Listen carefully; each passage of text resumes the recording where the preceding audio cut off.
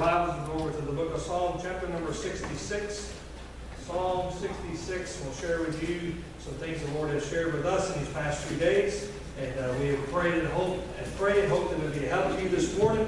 And I hope that you're happy to be in church today. Amen? Amen. We've got some good news for you coming right out of the Word of God. Stand with us. Let's read the entirety of the chapter. It's a quick read of 20 verses. They're not very long. We'll read this and then come back and share some things with you along the way. I'm grateful for some things. I'm thankful for some men of God who have preached this passage before. And I'm going to, with the Lord being my helper, I'm going to just claim all that to be God sent and God honored, meaning that the notes that I penned in my Bible when they were preaching it, I'm going to take some of those and move some of those around and make them my own. Amen to that. Right? Glory to God. I'm glad for that. Psalm 66, and make a joyful noise unto God, all ye lands. If you look at the last verse of 65, he said they shouted for joy, and they what? They also sing.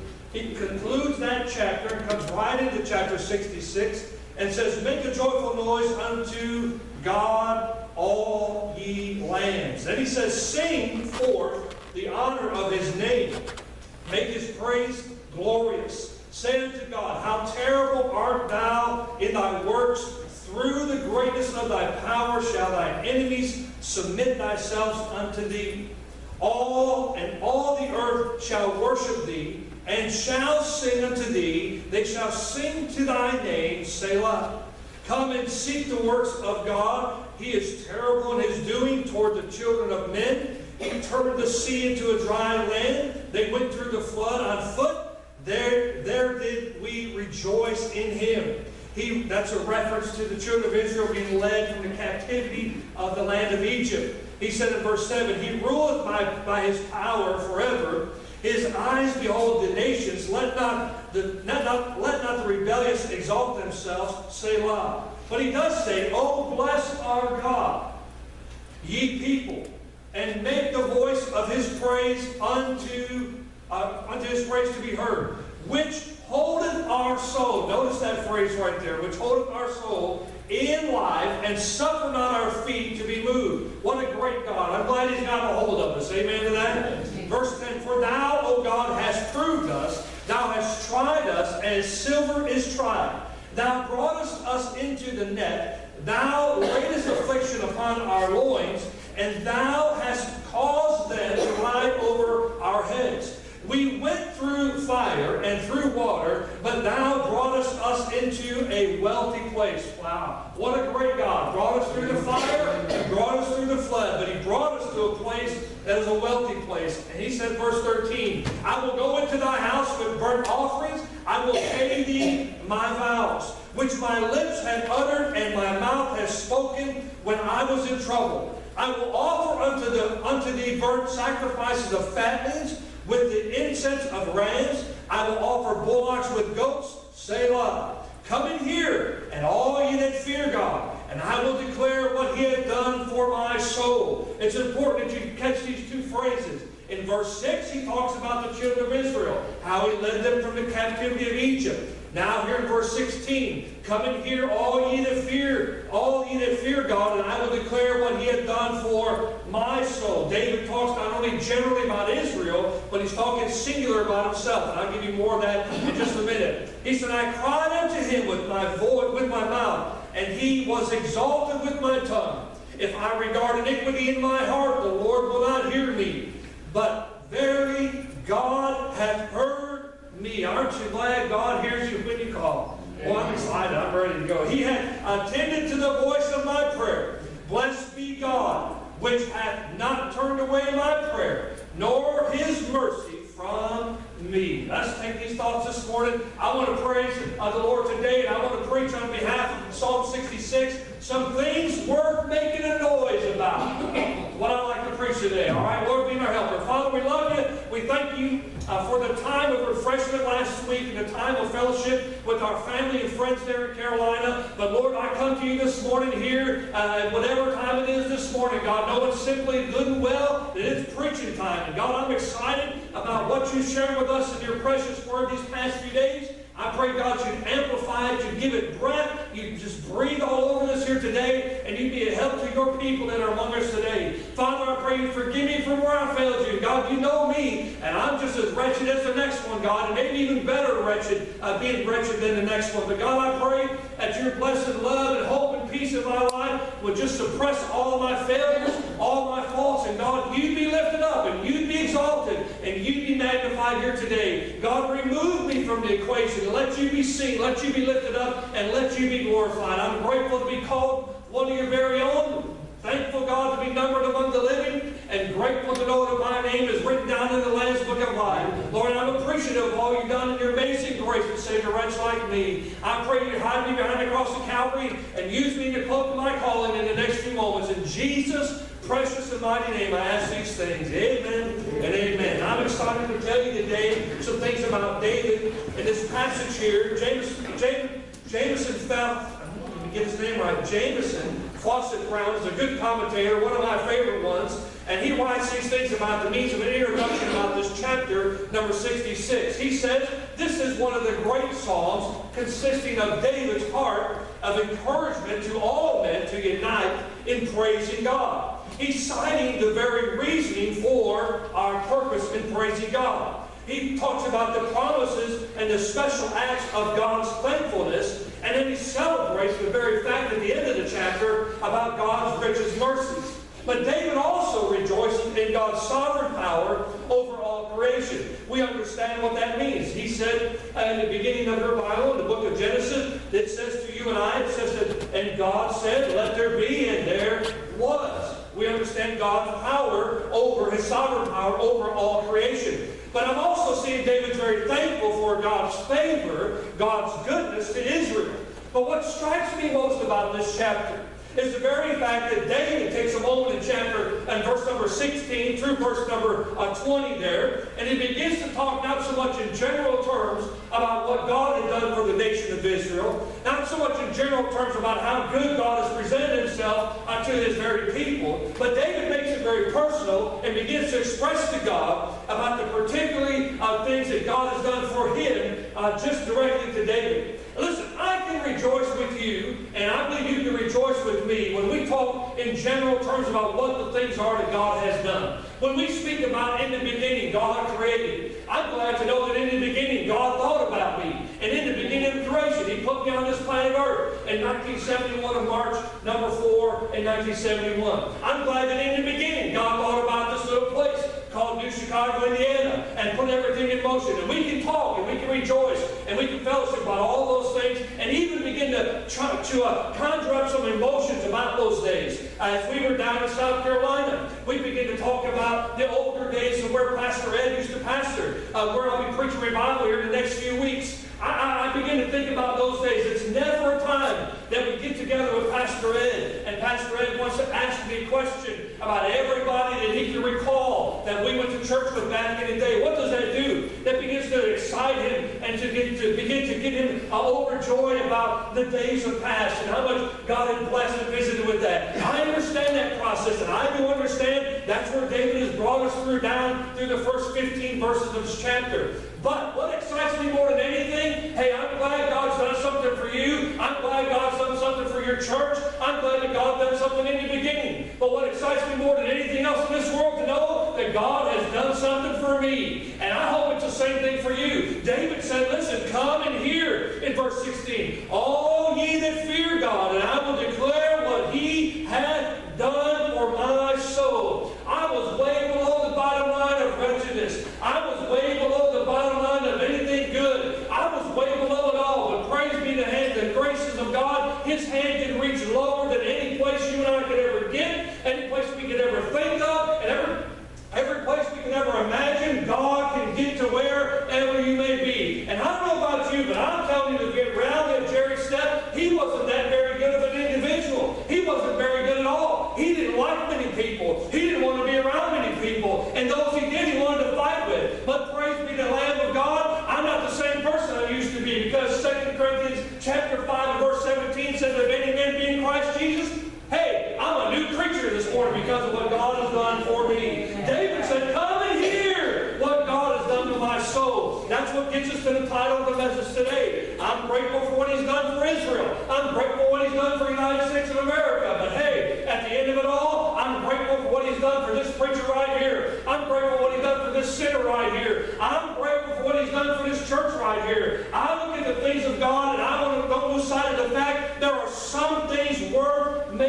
a noise about. Amen? I see a little clip yesterday, kind of made me giggle. There's a little caption along the side of this. It says, Pastor, we're not really comfortable with raising our hands and praising the Lord. We're not really comfortable with shouting it out in church, Pastor. We're not really comfortable with all the loud music and stuff that goes on in the house of God. Pictures are divided. It's the same group of people with this caption on top of their head. And yesterday was the initial kickoff to college football, and that's where this preacher says, "Woo, glory to God." That's my favorite sport to watch. And I began to realize what this caption was getting to. Those same 6 or 7 people on the top of the caption that said, "I don't really like this, and I don't want to do that, and I'm not real comfortable with that." When the team on the bottom of that picture scored a touchdown, every one of that picture that was sitting there with their hands folded and their faces down and their hearts so depressed were so far out of it. When their team scored a touchdown, boy, they had their hands up, they jumped out of their seat, they were shouting for joy, the band was playing in the background, and they were all singing the same college song. I love college football. I love to see a big upset. I love to see Greg Clayton's team lose. I love to see Alabama lose. I love to see all that go on. I love to see UK lose. I love where's Jenny is. She ain't here. I love to see I love to see upsets. That's what gets me up out of my seat. That's what makes me get excited about college football, because at any given day, anybody can win those games. How does this all apply? What in the world are you talking about, preacher? If I can get excited over a football game, if I can get excited over Rhonda's Cubs, if I can get excited over the Chicago Bears, if I can get excited over my paycheck on Friday, if I can get excited over my doctor's report on Wednesday where I'm going, if I can get excited over those things, I ought to be just like David and tell this entire world, "Come and hear what God has done to my soul." And I've got something worth making a noise about. Amen? Amen. I got these 5 points. I don't know how far we're going to get with them, but we'll do what we got to do with it. Point number 1 I want to share with you. I'm excited, just simply, plain and simple, in verses 1 through 4 about His title. There are a lot of things that we can call God. And by the way, God is not a cuss word. Amen goes right there. God is not a cuss word. But I'm excited about His title. If you look with me and read along with me here in these first 4 verses, I want you to see how David depicts Him in the means of His title.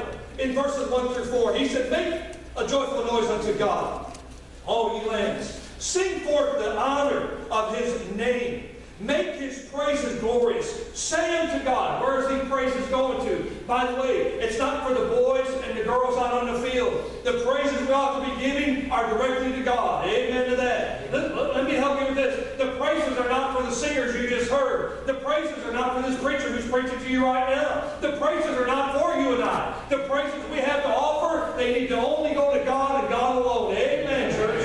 And when we get that right, our narcissistic minds of ourselves will get off of ourselves and start thinking about God. Amen. That's a side note free of charge. Number 3, say unto God, "How terrible art thou in thy works," meaning what great things He's done to destroy the enemy. He said, "Through the greatness of thy power shall thy enemies submit themselves unto thee. All the earth shall worship thee, and shall sing unto thee. They shall sing to thy name, Selah." That's a good place. What he's saying there, the word Selah, verse 4, is a good place for a musical break and just to give God praise. We might say it in the terms of the college football day, which started yesterday. We might say that the team has scored a touchdown and the band has just broke out in a worship song. I want you to take for a moment just to realize God and His wonderful title. He's worth being praised. It'd be all right if you turn your TV off for a minute, you put your cell phone and your iPads down, if you stop thinking about everything else in this world and just start praising God just simply alone on His title. He's God, He's God, and He's God. That's a good enough reason for you to have something worth making a noise about. I don't know about you, and I don't know how this fits you or affects you, but I'm grateful to know that He's in His rightful place. No one's ever going to dethrone Him. He's never going to step down. He's all given, all powerful, almighty, and He'll be there when I get there. Amen to that. I'm glad to know that He's not only in His title, to see 3 things about Him. He's very honorable. I want you to see what He said in verse number 1 and 2. Verse 2 said, "Sing forth the honor of His name."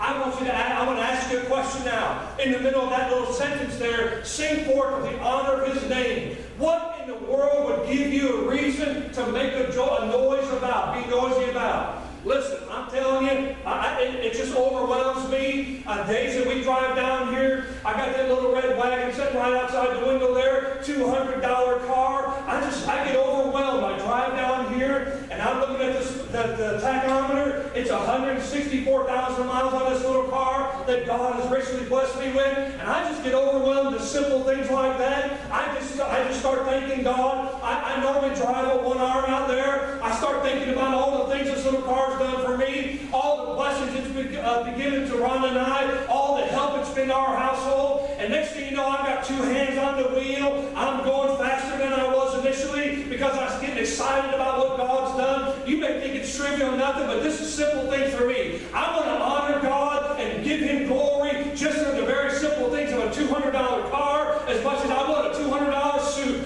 I want to thank God, I want to honor God, and I want to glorify God because of His rightful position. He is God, and we got something worth honoring. Amen. I think about this title, how honorable He is. What gets me excited, I don't have to be waiting for tomorrow for something to happen. So many times we'll say, well, I'll praise God when this happens. Or I'll praise God when I this. Or when He this. Let me help you stop right here. He already has, and He's worth you giving Him honor and glory for already. Amen? So now let's not stop looking for a reason to praise God. He's already worthy of our praise. What's our thought? Some things worth making a noise about. God is on the throne. He's never going to be dethroned. And that's enough for you to give Him the honor and the praise which He richly deserves. Amen? Look at the text. Look with me. Sing forth the honor of His name and make His praise glorious. Where do you go to? Say unto God. Give it to Him. Honor Him and glorify Him in everything that you do and say. Amen? Amen. I see letter A, not only is He honorable, but I also see He's heroic in verse number 3. Look with me there. It says, say unto God, how terrible art thou in thy works. Though the greatness of thy power shall thine enemies submit themselves unto thee. I believe if they're your enemies, they're God's enemies. I've got no Bible to back that up. I just believe He loves you enough that He's going to defend you. He loves you enough that He's going to defend you. I can simply tell you this, and you may not believe this to be the right doctrine, but I believe He's defended you enough all the way to death. He's gave His life to show how much He loves you and is willing to defend you. Gave it all just for you. We might say, in the terms of like a secret service agent, where they take the oath that they would defend the President of the United States, whoever they may be. And we know that when Ronald Reagan was shot, there was a man who jumped in front of the gunman and took a bullet for the President. Was willing to give his life in exchange for somebody else. That, my friends, is what we might call heroic. We might think of that moment as a very heroic moment. Some of you might be thinking, what an idiot. Why would you do that? I want you to understand this. Nobody told him, I believe his last name was Brady. Nobody told Mr. Brady, jump in front of that man. Nobody told Mr. Brady, take that man down. Nobody told him. He did exactly what he was sent to do. Hey, if He will do that for a man left to right, what a great God we have that would leave heaven and give His life. He exactly came to do that very thing. What a heroic man we serve in the name of Jesus Christ. And because of that, say unto God, His praises are worthy to be done because of His heroic attributes. Amen? Amen. I'm glad He is. He defends our enemies. Our enemies are His enemies. I'm grateful for those. But I'm also seeing letter C. What do you see on the board behind me? Harmonious. Look with me in verse number 4. Verse number 4 says, all, how many of them? All. Maybe you got one of the funny versions that say some. Maybe you got one of them that you got from a different store, other than the King James store that says something different. This one says, all. What are they going to do? Worship. That's harmonious. We're getting together harmoniously. What are we doing? Are we doing it because? Are we doing it doing it because? We're doing it because there's a $200 car out there, there's a $20,000 car out there, there's a $100,000 home down the street, there's a job that you get to go to tomorrow or Tuesday, there's a place you get to worship today. We want to give Him the worship that's due unto Him. Look at me, verse 4. And all the earth shall worship Thee, and shall sing unto Thee. They shall sing to Thy name. Praise be the Lamb of God. He is worthy of our praise. What are we doing in our harmonious way? I wrote this down this morning. I don't want a rock to cry out in my place. Can you imagine that today? Just a simple little rock. You clam up your mouth and you decide you're not going to give God praise. You decide I'm not going to raise my hand and just worship God. You decide I'm not going to offer everything I have to God in means of praise. Do you know what simply is taking place? Something who has no life, who is void of any kind of emotion, is going to take your place one day and is going to cry out and give God praise. I don't want a rock taking my place. Listen, I don't want to lose the fact and the ability to raise my hand and worship God. If I didn't have this arm, you know what I'd be saying? God, I wish I had a right arm I could worship you with. Right? I got a voice right now that I can praise God with. I got a voice right now that I can worship God with. I've got a hand that I can worship God with. I've got a knees I can give Him a wave offering. I've got all those reasons and resources today. Why would I want to close that up? Because the very God of heaven has been so good to me, and just in His title, He's honorable, He's heroic, and we ought to be in harmony, praising the very name of God. Amen. Amen. Okay, verse 4. Does it say when you feel good? Does it say when all your bills are paid?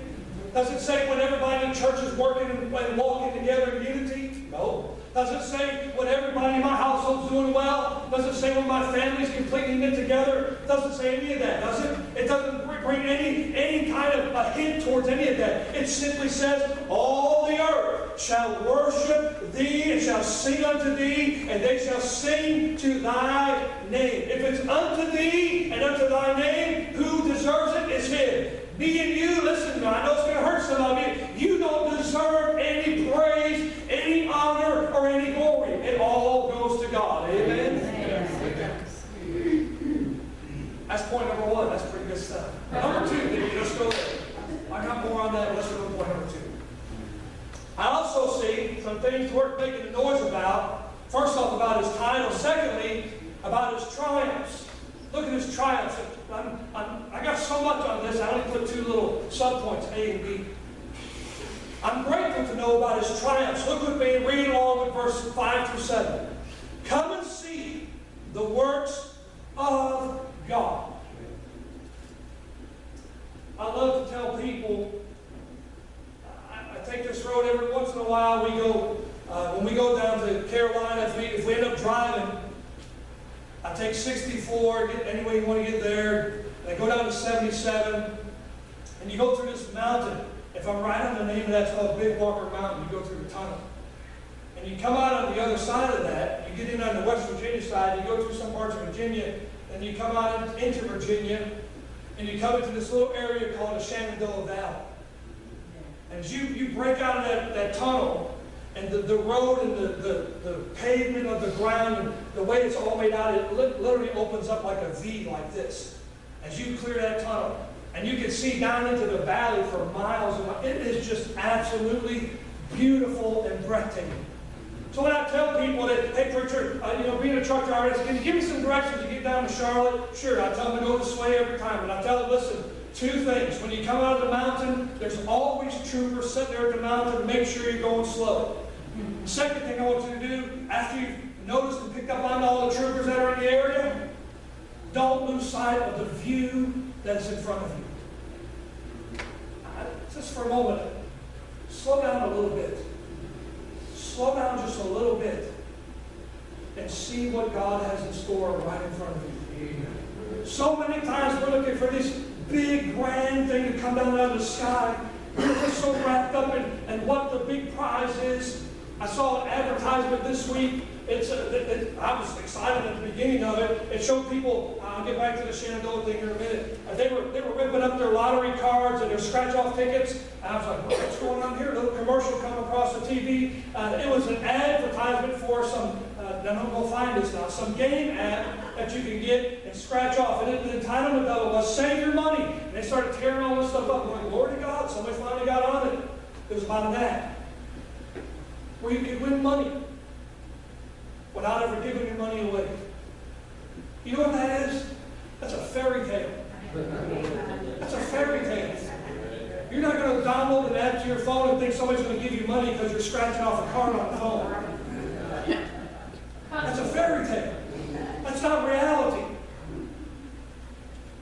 You're looking for this big prize to come. Right in front of you sits the Shenandoah Valley. The most beautiful, spectacular thing God can create for you is simply right in front of you. We get so busy. Look, I want you to see point 2 about his triumphs. We get so busy with life. We're looking for the biggest thing to come along. When God has just carved something out right in front of you so beautiful. And it's exactly what you needed right when you needed it. It's so simple. I want to see this now. I put on there about his triumphs concerning his people, which is you and I, and his power. Okay? Is that on the board? Yeah. Concerning. I want you to see his triumphs. Let's look at verses 5, 6, and 7. Come and see the works of God. He is terrible in his doings toward the children of men. He turned the sea into dry land, and they went through the flood on foot. There did we rejoice in him. He ruleth by his power forever, and his eyes behold the nations. Let not the rebellious exalt themselves, say lie. Let's look at it a little closer. I want you to pay attention now about the things he's done for his people. Now remember, David is emphasizing these few verses, first 15 verses, all about the people of Israel, the people that David is overseeing. He's speaking on behalf of days of the past where God has delivered the children of Israel from the children of men. Notice in verse number 5 at the end how he's done terrible things toward the children of men, talking about people, not the children of Israel. But he turned the sea to the dry land. They went through the flood on foot, and there we did rejoice in him. All right, here's what I want to say about his people. His people have a reason to make some noise about because they made it to the other side. Is that not in the text? It's in verse 6. We made it through the flood on foot. Let me just stop right here. I don't know about anybody else that given day, but if I see Pharaoh and his army coming, knowing two things are possibly going to happen, either I'm going back to being a slave or I'm going to die out on the field for God, and all of a sudden the seas part and there's dry land and God's, in a sense, on the other side urging me to come across the other. When I got over there, I don't know about anybody else in that group of people. I don't know how many made it across. I don't know how many marched across that day, but I'm going to tell you what I would have done. I would have been Ernest T. Bass. Woo! I would have been excited that I made it through. I wouldn't have cared what anybody else done in that crowd. I wouldn't have cared what this world was thinking of me. I wouldn't have cared what Pharaoh and his men thought about me. I would have been excited. I would have been jumping for joy. Listen, I've never crossed the Red Sea. I've never been through the valley like that. But God, time and time again, has delivered his people, this person, time and time again. And I ought to be just like that in Ernest T. Bass. And I ought to praise God because I made it to the other side. You can too. You can too. I see this triumph about his people. I see that we've been overcoming. I wrote down some things about overcoming. We've overcome the deceptions of man. Deceptions of man, thinking that we're our own God. We're God all by ourselves. We don't need God. My friends, you need God more than you ever thought you needed God. I've overcome those deceptions. I also overcome the deceivers. People in the church house, if you've been with us in Timothy's study on Wednesday night, in chapter number 4 of 1 Timothy, you understand that some of the deceivers are within the house of God. I'm glad to know that I've also not only overcome the deceptions, but I've also overcome the deceivers. But I'm also grateful to know in my overcoming, and God has been my defender. Amen. Hey, you got to look at verse number 6 here. God showed up for the people of Israel. When there seemed no way at all, that's when God shows up. Why is that? We often wonder, why did you wait to the very last moment? I was just about snuck out of here. I believe, you take it for what it's worth to you. But I believe He shows up when it happens like that. When there's nothing else you can do to say, it had to be God. It just had to be God to do that.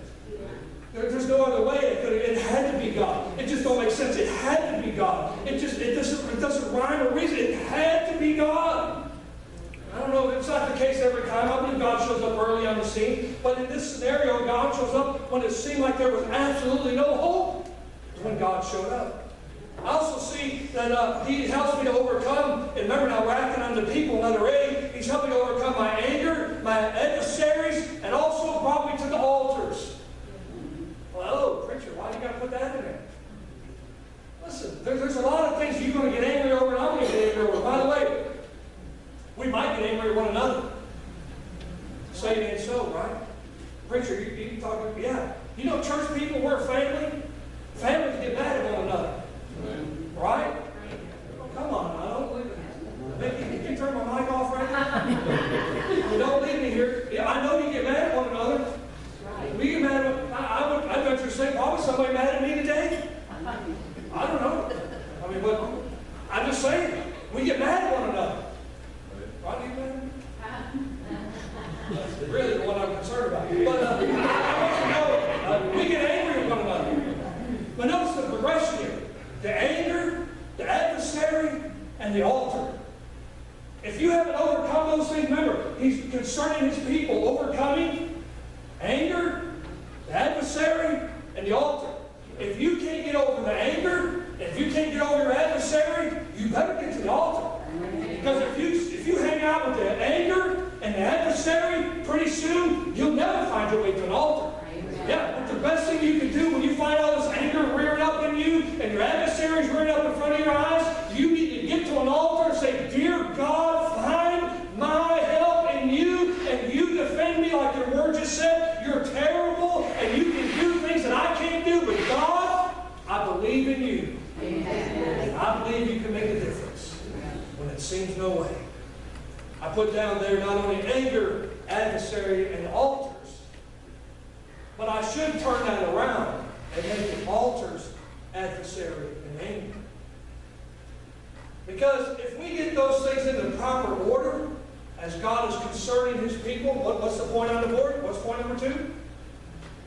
About His triumphs concerning His people. If we spend more time at the altar, we mean less time being adversarial one to another, and less time angry with one another.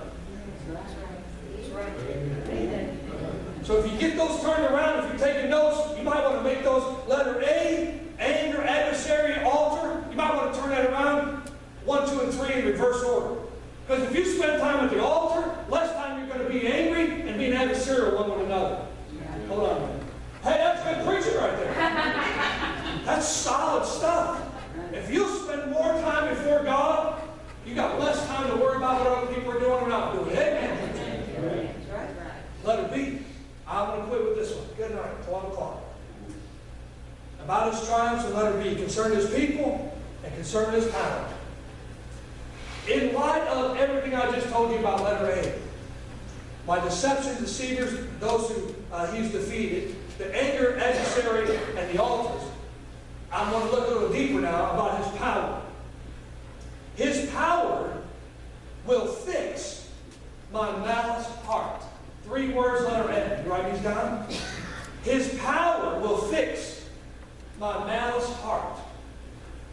Malice is just pure wickedness. I mean, you're thinking and conjuring up things against somebody else. I mean, just vile. I'm not going to get political with this, but I just want you to hear what was said. This is how malice works. We know that Donald Trump, our president, has a place in Malargo or something that's called Florida. Somebody from Canada made a statement the other day and said they hope that the eye of this hurricane hits his place dead on. That's just ridiculous, stupid, nonsense talk right there. I don't want that thing to hit anywhere, let alone the States, right? I mean, but malice thinks that kind of way. Malice works inside of things that just don't seem natural or just the right things. And malice is just beyond reasoning bad. Somebody who thinks like that needs the power of God to overcome their malice heart. Amen. Amen. But here's some more things. I also see the power of God fixing not only my malice heart, but also will fix my marriage. Also will fix my marriage. I just wrote it down this morning. Here's my stuff here. I just filled this in right here. Will fix my malice heart and my marriage. Preacher, why you got to bring that up? On the way here this morning, I simply believe there might have been 5 or 10 words said in the car on the way down here. Now, let me give you a little asterisk right here and let you know everything's fine. But as the Lord was beating my heart to write this down when I got here, I literally was arguing with God about preaching on this. This ain't popular. You can say amen or ouch, whatever it is. And I said, dear God, give me another letter M to preach on. Anything. God, I don't know, and I'm not really asking to know, but God, I don't know what's happening in people's lives. But Lord, I know that a lot of stuff leads from malice will start to affect your marriage. Amen. And you start thinking things and acting. Listen. But His power, if it can convict and fix the malice of my heart, it can also mend the brokenness of my marriage. I'm talking about this marriage right here, between Rhonda and I. But I'm also talking about my marriage between God and I. Because the malices of my heart, listen, people who act and do things outside of the will of marriage are just so narcissistic because they continue to think about themselves and nobody else. That's a narcissistic person. And that person, it does not care who they hurt or how much hurt they give to that individual, and that's what a narcissist does. And what I want you to see, if you act that way in the covenant of a marriage between man and woman, you are doomed in your marriage. But if you also act that way in the marriage between you and God, you will also doom your relationship with God. You will be turned over to a reprobate mind, and God will have no dealings with you. I'm trying to get you to see that what we need to see in God's triumphs, He can overcome the power of the malice of my heart. He can overcome the marriage that's broken within us. And praise God, let us see underneath that is the miracles of life will be revealed. Let's turn it all around. If I see the miracles of God in the marriage of God, I can see the malice of my heart removed. Or if I get the malice fixed, my marriage gets worked out, and I can help but shout for joy over what God's done in the miracle. Amen. And this is great stuff. I'm telling you, this is fantastic. Not only will He fix some things, but He can fix some things. And I'm quitting with this. He can fix the famine of my heart. 3-letter F's. The famine of my heart. What's taking place in the middle of these verses 5, 6, and 7? God has done something for the children of Israel. They were complaining to Moses and said, you brought us out here to die. We're going to die out here, Moses. Listen to what they said. We had it better under the taskmasters of Egypt.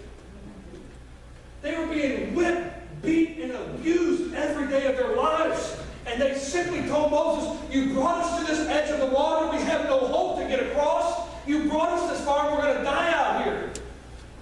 You know why they felt that way? Because there was only 1 or 2 people that were listening to the voice of God. I believe it was Moses and Joshua. God said to Moses, I need you to rise up and be the deliverer of my people. Moses said, please let somebody else do it. God said, I chose you, Moses. Now, I'm not sure where this is at, but while he was on, the Bible calls him on the backside of the desert. I don't know where that is. I just believe it's far away from where God wanted him to be. Hear me now. There's a famine. Had those millions of people been in the right standing with God, you wouldn't have to call the preacher and say, "You're in the right place, doing the right things in your personal time, studying devotion before God." There's not a famine in your life. Let me stop right here. It's quiet. I hear you. Oh man, I hear you. I hear you.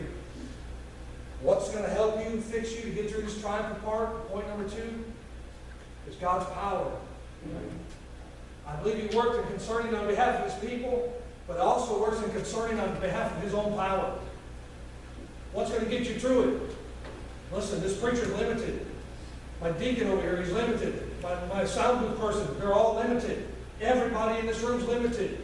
But God's power can meet us right where we are. What's He going to do? He's going to fix the famine of my heart. What's more important to you? What's so important to you? How much time do you give away to everything else but to the Word of God? Oh, preacher, can you move on? Oh, I'm going to. It may not get much better. Hang on now. Letter B. Ready? We get past the famine part. Letter B said we get past the fault finding. God can fix that too. Fix the famine of my heart and the fault finding of one another. I mean, it's insane to me that we realize that we've got an old beam in our own eye, and we're so busy not even noticing this thing sticking out 3 feet of our face that we're looking at somebody else's faults and pointing them out. Do you not realize you got a beam sticking out of your eye? I mean, can you imagine this, walking around with this thing sticking out of your eye like that? And you're saying, "Oh, look at that clown over there." You've got a beam out of your eye. We got to get past the fault finding. Amen, church. I'll shout it out. I'll amen that. That's all right.